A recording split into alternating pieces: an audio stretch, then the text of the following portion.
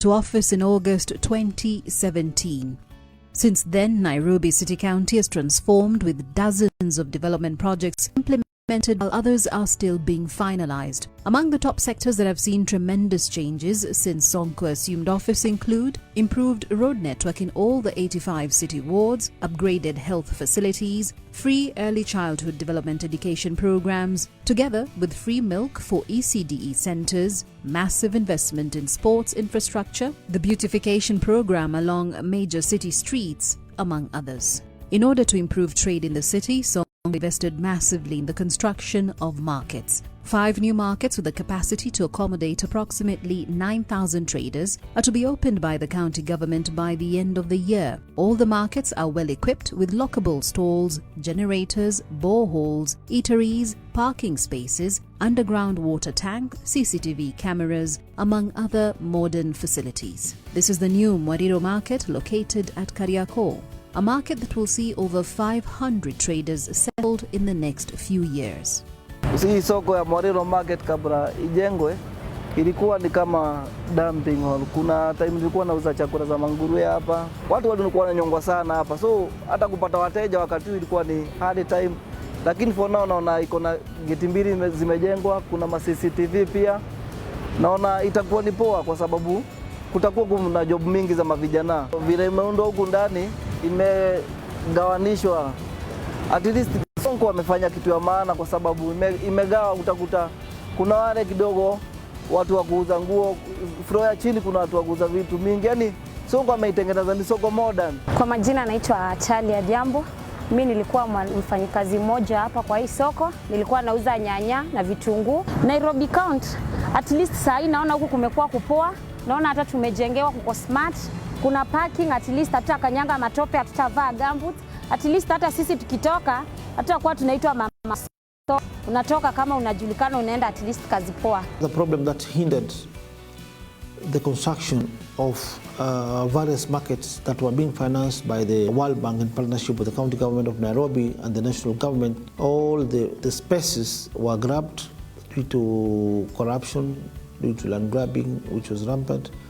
One market space was being owned by the county government of Nairobi. Unfortunately, it never kicked off or never started in 2013 because this land was not available. It was being held by private, greedy land grabbers who went to court, obtained some court orders giving them possession of the land. We just told the World Bank, give us some duration of time to see if we can repossess these market spaces. I'm happy to report to the general public that we were successful in repossessing this land earmarked for construction of Mwariro market because of a donation of 620 million, and then the county approved some 326 million. So we really appreciate. So we're just waiting for the other remaining phases so that we complete this important project. Speaking of the market, thank you very much for your support to Mwariro market, and now I think I understand we are free of any bottlenecks. Yes. So big appreciation for your efforts and support. The World Bank were about to withdraw their funds. We appealed to them to give us more time as we study these files. And I remember one morning when I was in the office around 4 a.m., I managed to study the list that was given to the grabber of this public utility. As I was perusing the list document, I realized that the list which was executed in 2016, this Mwariro market space was leased to a company called Wema Foundation Trust. But going to the last page, I realized that the lease was signed by the former mayor of Nairobi. And I asked myself, this was executed in 2016. 2016, Nairobi didn't have a mayor, didn't have a town clerk, but Nairobi had a governor and his deputy. So I decided to rush to court. In fact, I rushed to the chambers of the judge who had issued the order to the grabbers. I explained to him, showed him the list, that this is illegal because in 2016 we didn't have a mayor, we didn't have a town clerk. So this is a fraudulent lease and this order is wrongly awarded. So the judge was very cooperative, told us just go and bring an application and we set the order aside. That is what we exactly did. Our lawyer on record that time was Harrison Kinyanjui. We prepared a good application, went to court, and that order was set aside. On the other side, in Embakasi sub-county, the new Wakulima market is now 100% done. The fresh produce market is expected to accommodate more than 3,000 traders. Na sasa ile kitu iko, sisi tunafurahia kutuletea maendeleo ya market. Mahali hapa tumekaa tukiwa watu ambaye wako nyuma wamesahaulika. Hapa ilikuwa ni msituni kwa makonge hapa, na hii yote tunasema hongera kwa serikali yetu ya county, na tunaonelea hii soko wakati itafunguliwa italeta maendeleo kwetu. I also wish to report that we also gave or allocated 800 billion Kenya shillings to Kura in partnership and commencing of various projects within Eastlands and Nairobi City County. Another market that has been constructed under the leadership of His Excellency Governor Sonko is a new Karandini market in North Sub-County. The market is ready for occupation. Tumefurahi, hakuna tatizo yote tumekuwa nayo. Tukiwa na MCS wetu tunaendelea vizuri na gavana wetu ako nyuma yetu. Tulipo wakati ya kusift hapa tulipangiliwa, kulikuwa na mpangilio mzuri sana sababu walikuja kwanza wakachukua wale watu wote wenye soko. Actually hata wale walikuwa tumekodesha na wengine, they were being considered, na tukatoa mpangilio mzuri tukapelekwa kule hii temporary na tukawa allocated. We are very grateful because Honorable Sonko, with his good relationship with World Bank, they were able to give us funds to construct this wonderful facility, and it has come at a wonderful time because really in this manner in which it is now organized, it has also developed our town. This market never kicked off or never started in 2013 because of bad leadership. There's a lot of politics on the ground. Traders were being incited by politicians. I mean, they refused to allow these important markets or public utilities to be constructed. I remember our first month in office, we reached out to the traders, summoned them to our offices, made them understand the importance of this important market. Once it's constructed, it's going to benefit them. There's a lot of resistance, but we managed to convince stall holders, people who are doing business in the previous market. We identified them. We have a data of all the traders. There were more than 235. We took their data, agreed with them. After taking the data, we decided to compensate each trader so that we may relocate them to a different site. We identified another space, the county depot, Dagoretti, whereby we constructed temporary modern stalls for them as a relocation site. So this is the statement from the county government of Nairobi, payment generation report from our county government account, cooperative bank, whereby we paid each and every trader. Total of this was 14 million from the county account, county government account of Nairobi. Compensated the traders. So the traders accepted to go to the new relocation site that was constructed by the county in conjunction with the World Bank. They are now there, and they were monitoring even the construction of the market. We had a very good committee that was cooperating with us, cooperating with the World Bank and national government. Also, Engineer Njenga from the national government played a very important role. We are now coming to a close of NAMSI, and the budget exhausted. Or is not trust. We know this much that we'd like to do for Nairobi City County. That is our city. But I would wish the executive now to package the request because we are likely to get what we are calling NAMSI. The county government constructed another market fully funded by the county government in City Park Market, Parklands, Westlands constituency, which is 85% complete. We are also in the process of repossessing or acquiring our land in Mugumweni market constituency. My administration, within my time, Nairobi has seen the expansion of markets in the trade industry. We now have more than 6 markets in a duration of less than 3 years. Mariro Market, Kennedy Market, Westlands Market, Kangondo Road Wakulima Market, the City Park Market in Westlands, and other markets that are coming up in Nairobi through our able leadership and the partnership between us and the World Bank and the national government. In a bid to create jobs for Nairobi residents, the Sonko administration has embarked on implementing the Big Four agenda through its initiative in establishing a common leather manufacturing facility at Kariakor in collaboration with the Kenya Leather Development Council. Once complete, the market will be equipped with modern machinery and equipment that will mechanize production of quality shoes that meet international standards. This will boost Kariakor shoes market penetration into the global market. The facility is expected to have an average annual production growth from the current 2 million shoes to 10 million shoes. This will increase traders' annual incomes to more than 1 billion shillings annually by the year 2022. We are happy for the governor and the county government because they have brought modern machines. We will be able to compete with China, Ethiopia at the same wavelength. What we've been lacking has just been brought here, machines.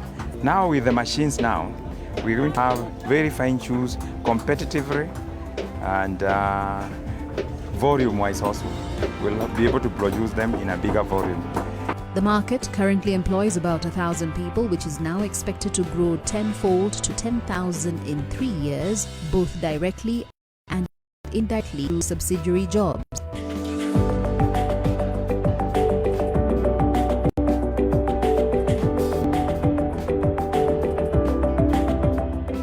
This is a great day for us as Kenya Leather Development Council and the Nairobi City County Government under your leadership. Your Excellency, we have come a long way. Our business is to collaborate and serve your people whom we have been serving in Kenya from many years. I don't know when it started. We assure you we are going to make sure that they have the latest modern technology to improve their quality so that what they produce from there can go to our region in the Eastern Africa region, in Central Africa region. They have already been providing, but now better quality. Mine is just to thank the Kenya Leather Development Council for this good gesture. At this juncture, I only urged the council to expedite the process of installing the machines to the market. My team is there, is very active, led by the trade CS. The CS is here, County Attorney Akinabinamula here. Will ensure that the process is expedited. And once again, thank you for the gesture. As the governor said, we look forward to giving good quality shoes that we can even use for export. Yes. So I think we've come a long way. Thank you, Governor, for helping us to achieve the structure. Dr. Nunu for giving us the machinery, and we look forward to a good working process together. The ancient Koja fire station along Tomboya Street has been in existence since 1907. The station, alongside Industrial Area Fire Station, have for years been relied upon to provide emergency response whenever a fire disaster is reported in Nairobi. However, since Governor Sonko took over in 2017, 33 new fire engines have been purchased under Sonko leadership. This is a reprieve to the growing population in Nairobi, and responding to rising cases of fire, several fire stations have been built. This is the new Waithaka Fire Station in Dagoretti South Sub-County. The facility will be officially unveiled in the coming weeks. Kwa majina naitwa Florence Mbogo. Hii ni fire station tengewa hapa. Nashukuru Sonko kwanza kwa kutuamua sisi kama watu wa Dagoretti South na akatupea hiyo nafasi tujengewe kwa uwanja. Tumekuwa tukiadhirika na moto na hatuna magari za kusima moto. Sisi ni wanabiashara hapa. Tunashukuru kwa sababu tumepata maji. Moto haiwezi kuadhiri tena. Kwa majina naitwa Michael Kangeze Santole. Mimi ni mkaaji wa eneo hili kwa miaka mingi sana Na tunashukuru sana wakati tumeona mradi kama umesimama mpaka mahali umefika. Tukiongozwa na gavana wetu Mike Sonko, maji tunayo kwa sasa, hata tuko na baho limejengwa hapa. Tunafurahi na hiyo huduma zote tunazipata hapa. Kwa majina naitwa Joseph Ademba. Mimi ni community health workers wa Waithaka. Kwa hivyo huu mradi itakuwa manufaa kwa sisi watu wa Waithaka, na sio kwa Waithaka peke yake, hata wale majirani wetu ambayo tuko karibu na wao, Kawangware, Udhero, mpaka hata Dagoretti market. There was bad leadership, corruption was rampant, land grab was rampant in Nairobi City County. The Waithaka Fire Station in the Dagoretti South constituency, whereby the land earmarked for this important public utility was also grabbed. I remember there was a very powerful county commissioner. The county had sunk a borehole on the site, waiting for these important funds to be released by the World Bank. Because I'm conversant to these cases, I've successfully fought so many land cases before. I've managed to repossess public utilities, public land, schools, which were grabbed. I personally appealed to the president. I went to State House in person with the maps, diagrams. I had a sitting with the president, told him that this is a very important project to the people of Nairobi. And the land earmarked for this important project had been grabbed by a powerful DC. I want to compliment His Excellency the President, because he immediately summoned the senior officers in the office of the President, Mr. Musiambu. I compliment him for his firm stand in the war against corruption, because the President immediately ordered for the repossession of this land. The land reverted back to the county. We again reported back to the World Bank. The World Bank also released funds for this important public utility for the people of Dagoretti South. So the land was reverted back to the county. We identified a contractor who went to the site immediately. So today, as I'm speaking, we have a complete fire station which serves the people of Westlands, Dagoretti South. Meanwhile, New Kangundo Road Fire Station in Embakasi West has also been completed. It was a task for Sonko to build the fire station since the piece of land had been grabbed by a senior government official. We started by visiting the Kangundo Road Fire Station site. Unfortunately, the site was grabbed and allocated to a very, very powerful DC officer. When we went to the site, we found that there was a unfinished 10-story building that was on the site. We started filing cases in court so that we may repossess the land, because the risk was that the money that was set aside for the completion of this or construction of this fire station was around 400 million. So we appealed to the national government, and we want to thank His Excellency the President because of his indulgence in this particular matter. We had to demolish the unfinished building that was on that land. We had some resistance on the ground because the guy was a senior CID officer. I had to rush back to State House and saw the intervention of the President, who gave us some GSC officers. Then we went to the site, brought down the building. We convened another meeting with the World Bank and told them, now, you had a problem with the site. We agreed that World Bank now should release the funds. Immediately, we started the construction.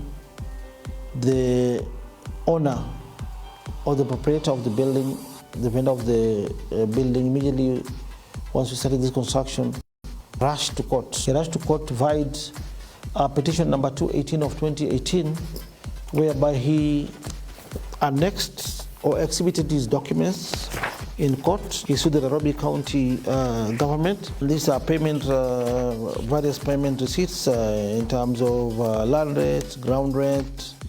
These are the receipts. These are the plans. This is the main Kangundo Road. This is the fire station construction site where the land had been grabbed. The land was allocated way back in 2013 to this senior CAD officer.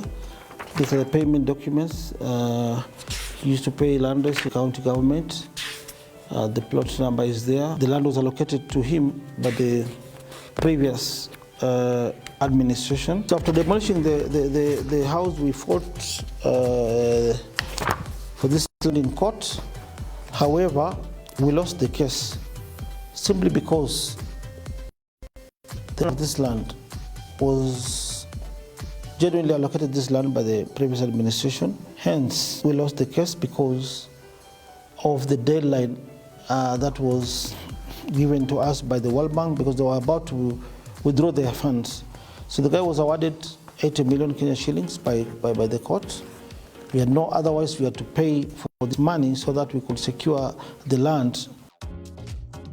Since His Excellency the Governor came, we have seen a lot of improvement in the fire service. We as the people working under Nairobi County Fire Department, we do appreciate all he has done, and especially when he was joining us at night, forgoing his sleep to make sure that everything is done.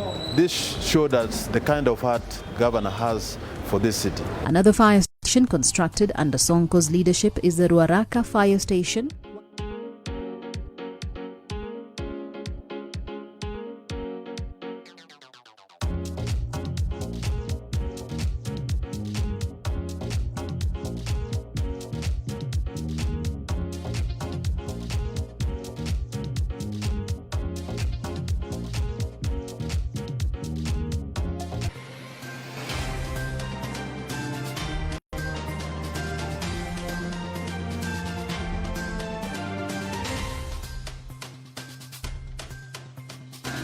This team kutoka kwa Mheshimiwa Governor Sonko na mwenyewe Governor Sonko kuwa wametukumbuka na wametuletea hizi facilities ili tuweze kutumia zile zinahitajika na Ministry of Health na serikali yetu.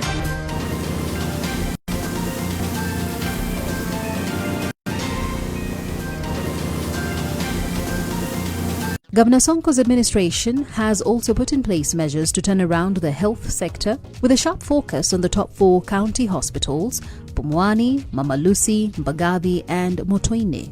More patients in Nairobi are now seeking services from county hospitals due to the intensified upgrade of the facilities. Nilipokuambia kuna maiti sita na kuna information, kwa nini unaniambia ni moja? Kuna mtu alisema ni moja sasa. No, don't play with me. Nilikuja hapa ni kuna information ya wale. Nimeambiwa hapa kuna maiti sita kutoka asubuhi. Na ndio hizi nimeziona. Na wewe unaniambia moja. So this how many? 5. Na hizo ni 6, 11. Ni binadamu bwana, hapana funga kama. Your boss has just confirmed here Dr. Kamau is supposed to be here by 10 and he's not here. We should not politicize mambo ya wagonjwa. Tusilete siasa kwa mambo ya kina mama. Wewe administrator wewe? Yes. Usicheze na mimi.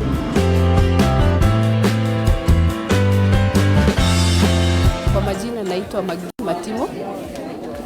Leo nimekuja kuchukua my younger sister. Amefanikiwa na mtoto wa kisichana. Na nimepata services za hapa Pumwani zimebadilika sana. Kwa maana nikicompare with the last 6 years she was here, inaona ya kwamba building hizi zimebadilika sana. If you check on beds, ziko neat. Kila mama ako na kitanda chake. Services zao, unapata chakula kimebadilika, ni chakula ni kizuri. At the same time, curtains zao zina rhyme na pia branding yao ina rhyme vizuri sana na hiyo yao ya hapa hospitali. Since Sonko completed major renovations at the Pumwani Maternity Hospital, the facility has recorded a high number of births with a reduced number of maternal deaths recorded recently. Plants are actually streaming to the hospital in high numbers. Like now, if you go to labor ward, you'll find it's actually full to the brim. It is really full to the brim, and comparatively with the last 5 years, it wasn't like that. Patients are not really many as at now. I would say we used to have like 60 deliveries in a day. But currently we are having almost 100 plus sometimes deliveries taking place in a day. And on top of that, the patients are still there waiting to be be attended to. We have like around 20 cesarean sections each day currently, as opposed to some time back where we used to have around less than 10 taking place in a day. Then if you go to the capacity of the wards, actually it has actually increased because of the renovations. We used to have around 265 bed capacity in this hospital. Right now we are almost 320 bed capacity between September and now, and this is because of the renovations that have actually taken place, because of the governor's visit. The major changes experienced at Pumwani Hospital include installation of a modern milk bank for newborn infants who have no access to their mother's breast milk as a result of maternal complications, death or abandonment, establishment of a kangaroo mother care unit, installation of a cold room for bodies, renovation of 6 maternity wards, equipped and renovated ICU, equipped wards and new beds and beddings. I live at Shokal village. I'm a kangaroo mother. Actually, I gave birth to preterm triplets. They were 31 weeks, and kangaroo has helped me. I'm Betty Waboy from Joska, Machakos County. I came here on 6th December. The water broke when I was at home. I came to labor ward. They reviewed and found that I have 4 operations. This is the 5th operation. They took me to the theater. The baby was born at 1.2 kg. Then she reduced to 1.1. She came to the incubator. She continued to reduce up to 1 point. After I came to Kangaroo, the baby has gradually improved from 1.1 to 1.4 today. In terms of curbing the mortality rate, we have equipped our theater with modern operating beds, electronic beds which are operated by remote controls. This is our operation theater table. The operation theater table is a bed, we can call it a bed, theater bed that is used during the procedure of the operation procedures. It's a modern table. As you can see, it has different parts, and even other parts might be needed in our facility. Like you can see here, we can use it during brainiotomy. You hold the head of the patient tight, even the shoulders, and you can put the legs depending on how you want it to be made during suturing or during the repair.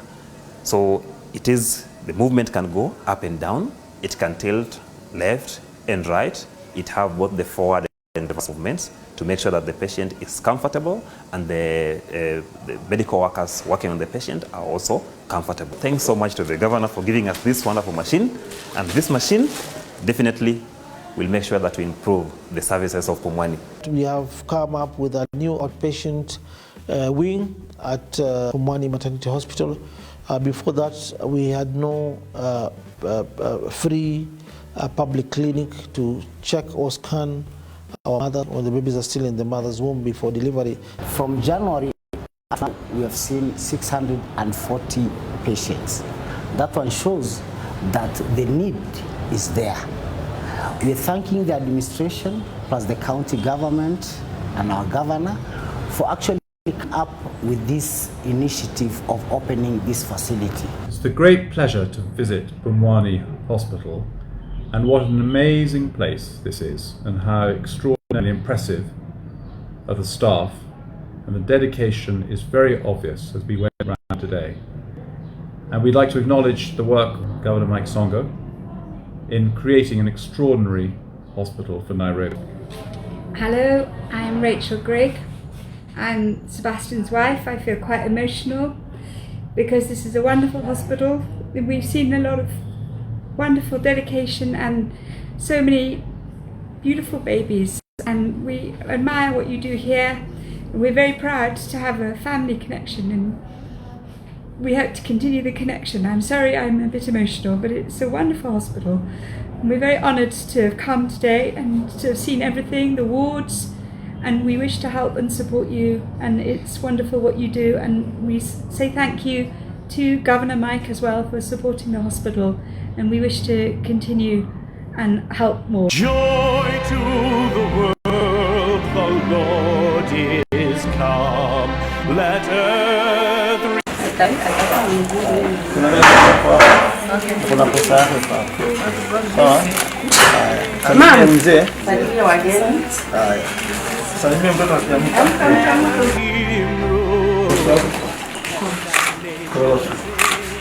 Nani wakocha hapo? Ja.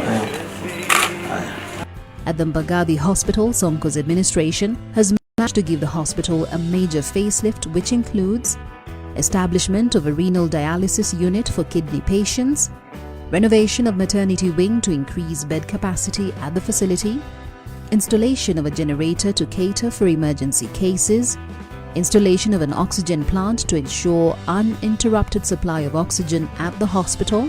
We've also opened a new renal unit for kidney patients, whereby we've managed to decongest KNH.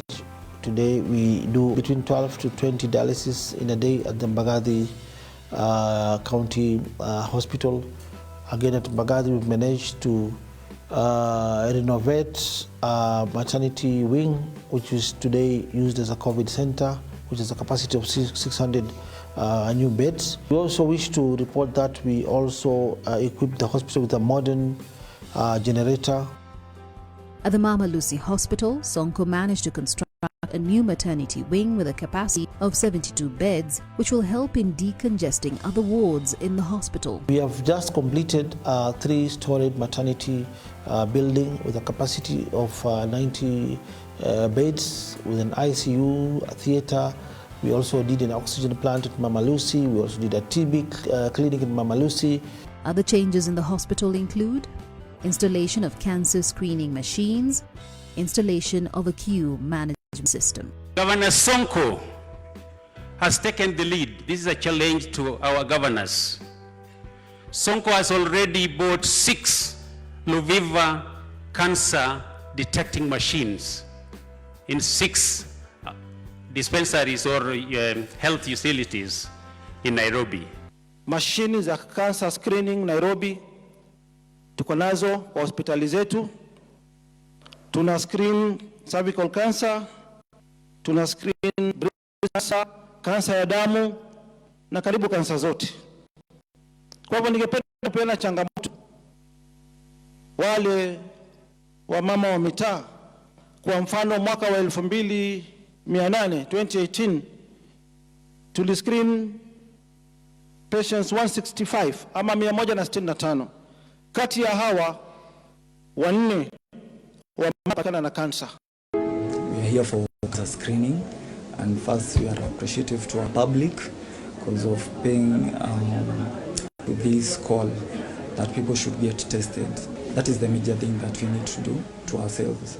Get early screening so that we can be able to curb some of these cancer cases that we are getting at their early stages. Nilikuwa napita hapa kwa barabara nikasikia kwamba kuna free cancer screening ambayo imepeanwa na Bwana Mike Sonko, na nikachukua hatua nikaingia hapa ndani hii hospitali ya Mama Lucy. Hii ni janga limetupata sisi wananchi huko vijijini, na wengi wetu hatuelewi ama hata hatujui. Kwa hivyo ningewaomba wale wako huko vijijini hata bila kujijua wachukue hatua, wakuje hapa wafanyiwe screening. Kwa hivyo shukrani sana kwa Bwana Mike Sonko kwa kujitolea kusaidia wananchi wa nchi yetu ya Kenya. Today I'm happy to say that all these machines, cancer machines, functioning, fully functioning.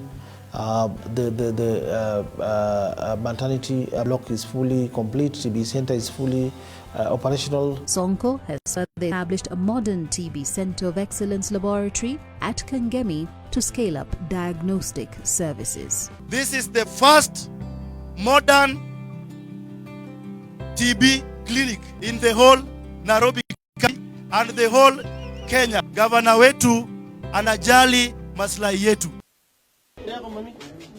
Pongezi. Umejifungua lini? Jana. Umelipishwa pesa ya kujifungua? Umelipishwa pesa ngapi? Leta hiyo risiti umelipa. Kuja hapa waziri. Kwa nini wamama wanalipa kuzaa? Hakuna kulipa. Hakuna kulipa. Hili ni why they should buy, why patients are buying jik? Why? Why? You are the one.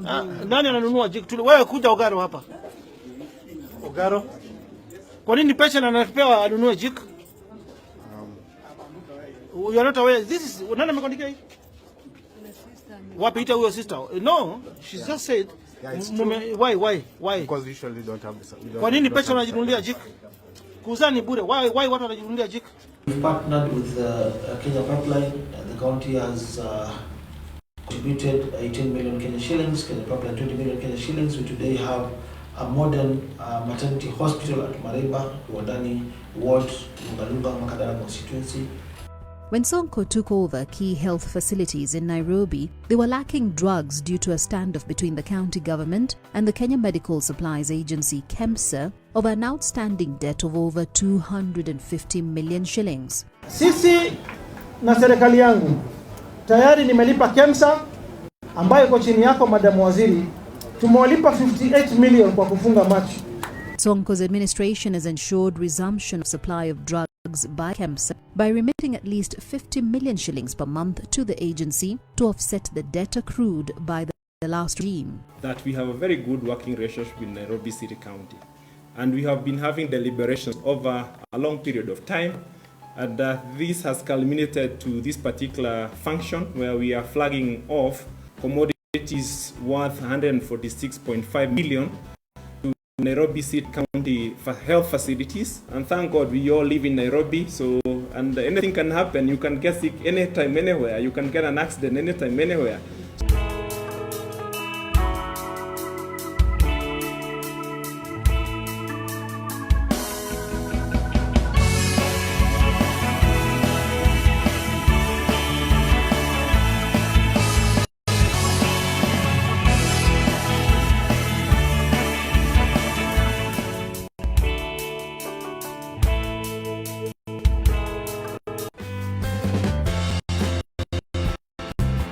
The state of roads across the capital city were in a deplorable condition. But the situation has now improved with the well-constructed roads in the CBD and within the estates. The Sonko administration has so far constructed over 138 road projects with a total of 130 kilometers. Some of the roads done include Ole Sangale Road in Nairobi West, Ango Link Road in Embakasi East, Nyambene in Pangani, Aviation Road in Embakasi, among others.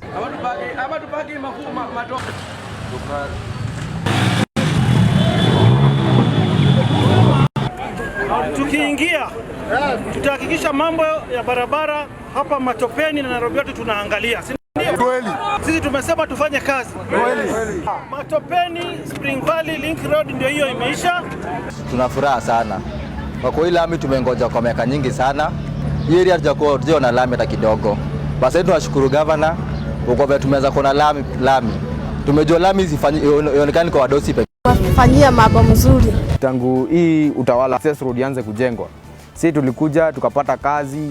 Kama mimi niliishi kwa hustle bila kupata job, lakini kwa time hii barabara ilianza kujengwa, mimi nilipata bahati nikaanza kuwa nikiemployiwa hapa. Nimefanya kazi for like about 2 months now, na at least sasa nimekuwa sijakuwa nikienda mahali. Nimekuwa nikiamka najua nakuja kazi yangu iko guaranteed. So mimi nashukuru sana because of this road.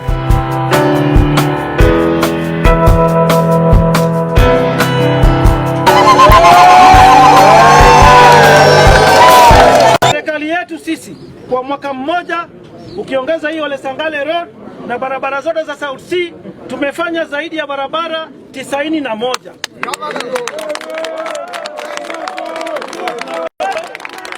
Na bado hizi barabara 91 ni equivalent kilomita 89 kwa mwaka mmoja. Na wao na makontrakta wao kwa miaka 5 walifanya kilomita 17 peke yake.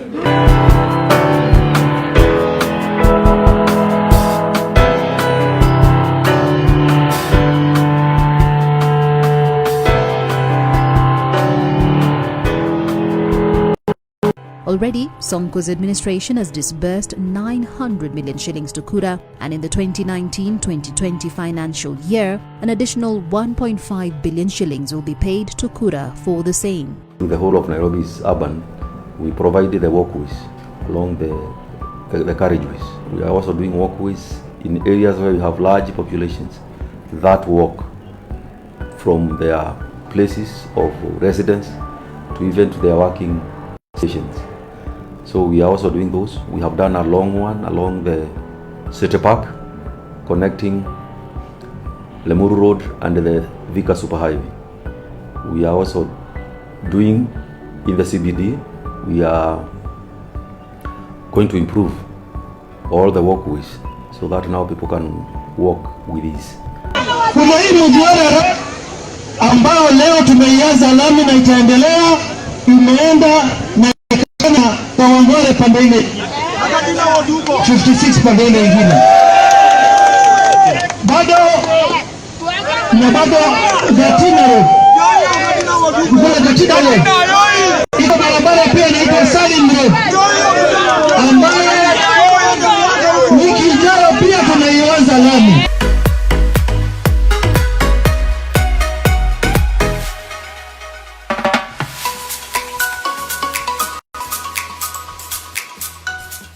The sports sector, Sonko has continued to show his overwhelming love for sports and youth by heavily investing in sports infrastructure and welfare.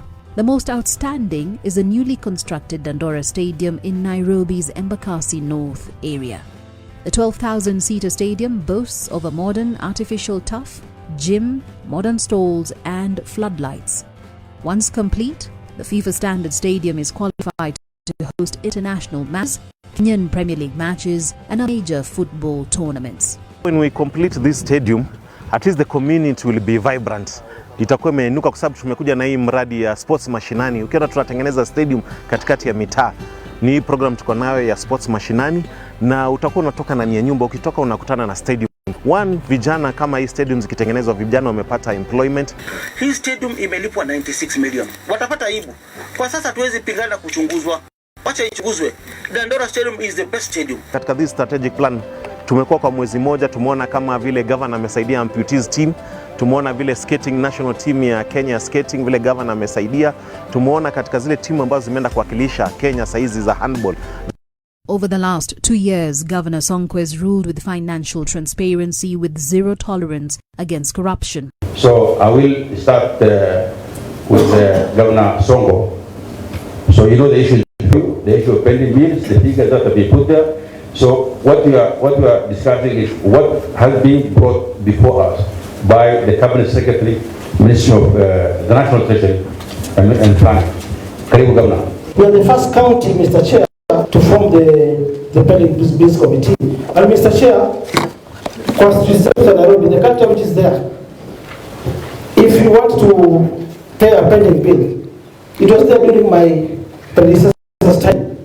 If a doctor passes with 10%, the following day he gets his payments effected from the bank. This was 64 billion pending bills, Mr. Chair. If I wanted to make money to be part and parcel of the cartels, I could have received the 6 billion up from 10% and paid the 64 billion. But because Nairobi is bigger than Governor Sonko, we decided to go to court. And what happened after the court ruling, Mr. Chair? The bills of 64 billion was reduced to 23 billion. To cater for the interest of the jobless youth, Sonko officially unveiled the Dandora Greenlight Vocational Training Center, which is among the 13 county public vocational training centers. The multi-million shilling center offers skilled training to the youth to enable them be self-employed. The Sonko administration has prioritized education since August 2017. When he entered office, Sonko introduced Free Early Childhood Development Education (ECDE) program, which has seen the enrollment of children in the centers rise from 13,000 to 21,800 in the last 2 years, and the number is expected to go up. The Nairobi County Government has also partnered with Brookside Dairy to supply free milk to children in all the ECDE centers, which has also helped to boost the number of pupils enrolling in the centers. In partnership with Brookside Dairy Limited, my government has begun this project that will deliver a packet of milk twice a week to the over 17,000 children in all of Nairobi County's 229 public ECD centers. I call upon all governments and partners within the region to ensure access to quality integrated ECD services for children and their families, to improve maternal and child health care, to ensure that our children have good nutrition, and to that I thank you, Governor Sonko, and also that all our children are registered at birth.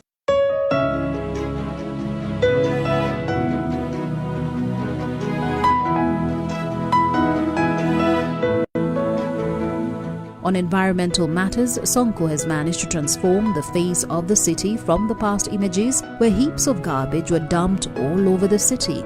This has been achieved through devolving solid waste management to the ward level and through embracing community involvement in cleaning the environment.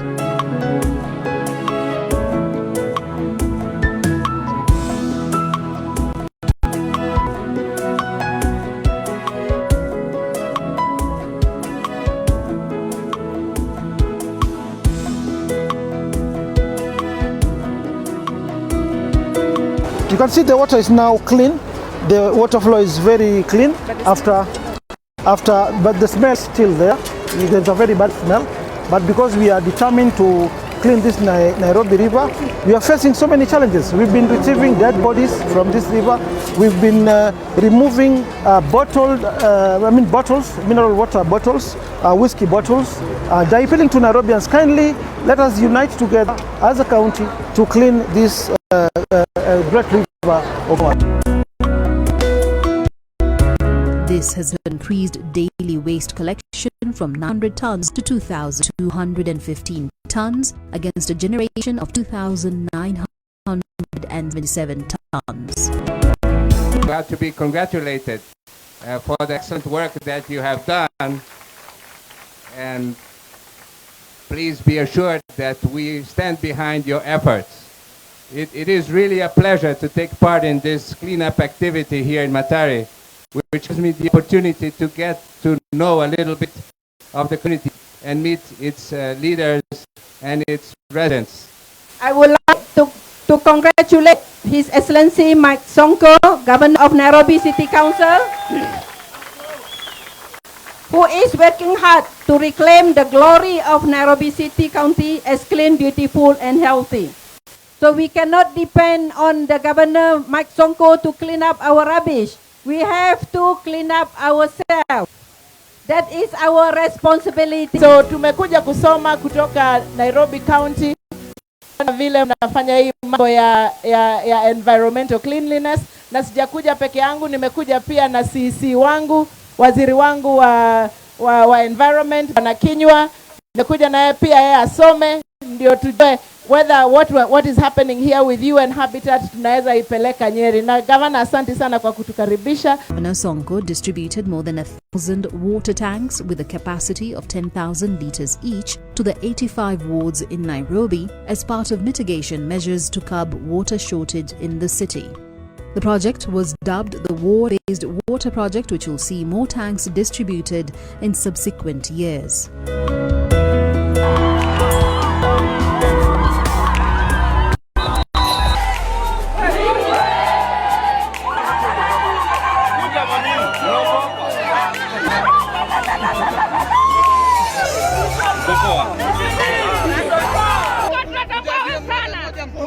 Asante kwa bongo. Asante kwa maji. Mungu akubariki.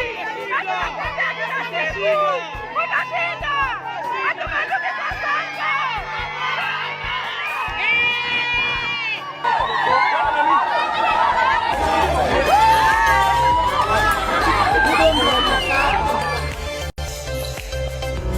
Sonko, asante juu ya kutuletea maji hapa Soweto.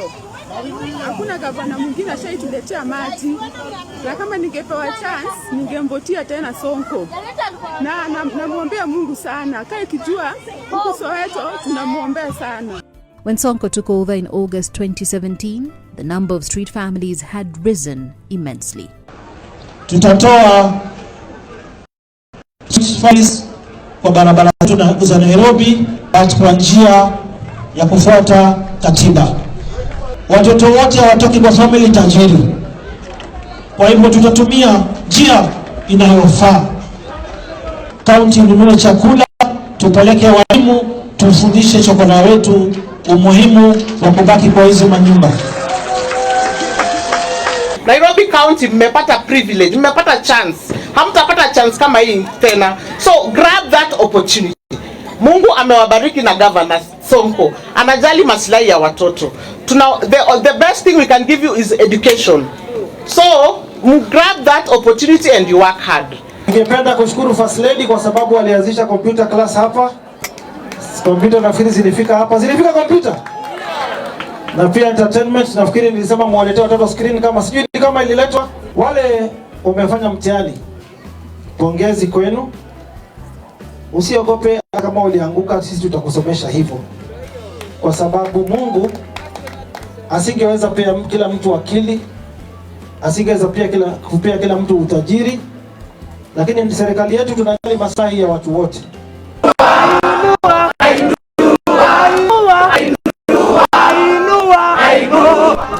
Kwa majina naitwa Simon Kirungo and mimi niko happy as in nimepass exam.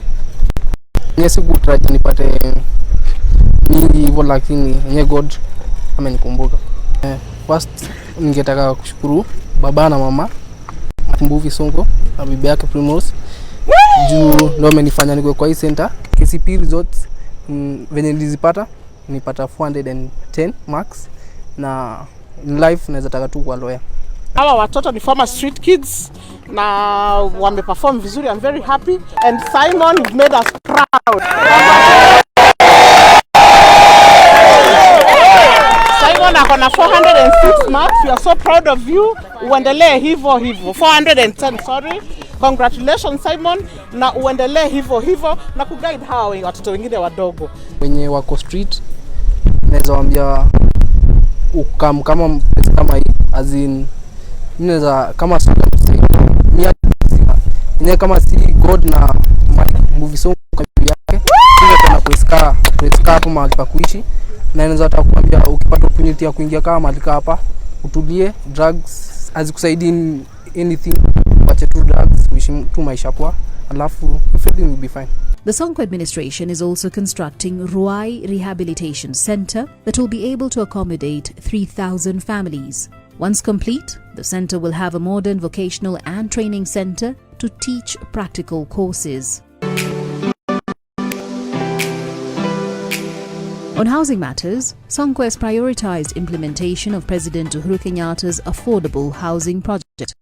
Sonko's affordable housing project has already kicked off in Pangani Estate, where 1,500 housing units will be constructed in the next 10 months. Over the years, the number of new affordable houses coming into the market has been outpaced by rapid population growth. As a result, slums and informal settlements have mushroomed all over the city. It was agreed that each tenant should be compensated 600,000. That is equivalent to house rent of 2 years to where they are going, where they'll go and get new rental houses as they are waiting for the completion of this important project we are doing for the great people of Nairobi in Pangani. I want to say that all the tenants have already been considered in our new contract. We are going to give them first priority to occupy the new houses. Those are landlords in waiting. I don't know why they're politicizing this issue. And at this juncture, I'd like to compliment some of the old tenants who have been residing in these county houses. We had Mzee Kahengeri, who's a Mau Mau freedom fighter. We know his history. He was also present during this meeting. Your Excellency, yes. Mimi ni mzee mkongwe. Nimekaa katika Pangani Estate miaka 49. Nilipata hiyo nyumba mwaka wa 70. Leo nimefurahi sana. Maneno ambayo umetuambia hapa leo, na mimi nafikiri tulikuwa tumeambiwa vile vile na Chris, lakini umuhimu wake ni ile ambayo umetoa sasa, ukasema tupewe document ile ambayo inatoa ile maneno unasema na ambayo ilisema na Kirich, tupewe iseme hivyo tukiwa nayo. That is kitu ambayo mimi naweza kutoa shukrani sana kwake. My name is Eileen Kagendo Mbaka. I'm extremely happy to our governor, Bwana Mike Sonko, for appreciating us by giving us a share-off of 600,000 to be able to make us get some houses for us to live while they do the development. He has promised us that within the first 1 year we are going to be living in our houses. Nimefurahi sana kwa vile Sonko kijana wetu ameongea vizuri sana na ametoa maneno ambaye itajenga nchi yetu ya Kenya. Na mimi nasema hivi, hiyo nyumba ikijengwa tutafurahia sana kwa sababu hata sisi tutapata nyumba.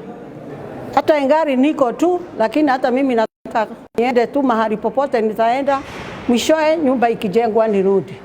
This is something which has never been done in the history of the country. Even in other counties. Other countries, they don't do this. We are the landlords. The property, the houses belong to the county. But us, we respect the rule of law. We respect the people we serve. These are the same people who woke up very early in the morning to vote for the government, to vote for me as their governor. There is no way I can mistreat them.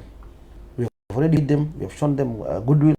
They are already landlords in waiting. They have latest documents to show that they are going to own the first phase. Once it's completed, they're going to occupy these particular houses.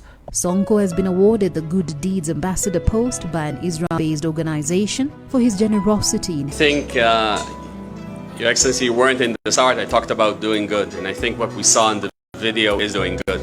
Because I'm not sure, I don't know all of your responsibility as the governor, but I'm sure some of these things were not it's not your responsibility to do.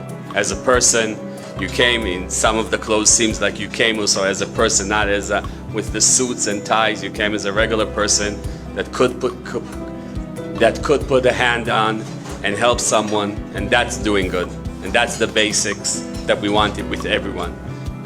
So it's my honor, and I think this is our second time we meet, so I can say as my friend, is the first person that is getting this recognition of an ambassador of a Good Deeds Day. And I hope after you will come a lot of other governors, presidents will get this acknowledgement, but first we want to see that they really do like.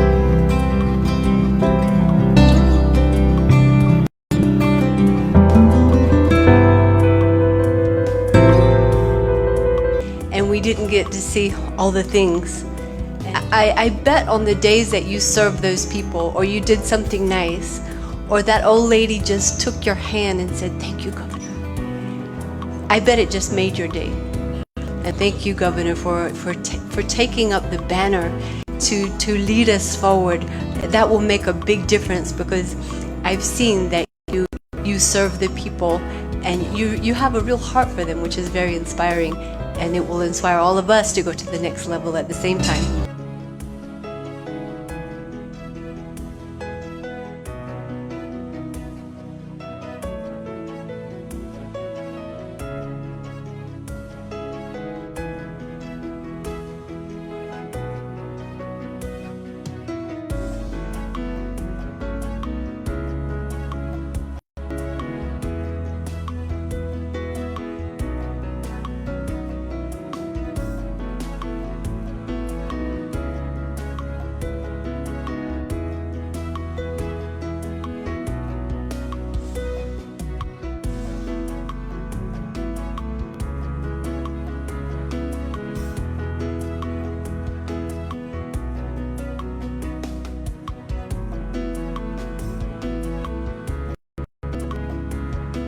Sonko has also received the Milan Pact Award after Nairobi City County was declared the winner of the Social and Economic Equity category of the Milan Pact after City Hall developed a system to detect food insecurity.